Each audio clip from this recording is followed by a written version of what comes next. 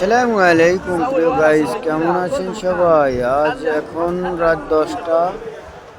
Chandpur launch ঘাট দিছে, কিন্তু যাত্রী পাচ্ছে না।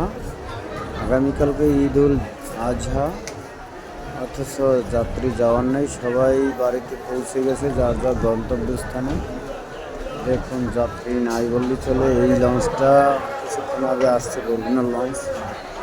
ওই দু একজন উঠে না, এভাবে করেই চলছে। এই যে দেখেন, একজন প্রশাসন আছে, দাঁড়িয়ে আছে তদারকির জন্য। এই যে দেখুন, ওই যে সব লঞ্চেই এসে ঘাট দিয়েছে। দেখতে হচ্ছে যত লঞ্চ সব এখান থেকে ঘাট দিয়ে যাচ্ছে, কিন্তু যাত্রী নেই। চাঁদপুর লঞ্চ ঘাট। দেখুন, এখন রাত্রে 10টা।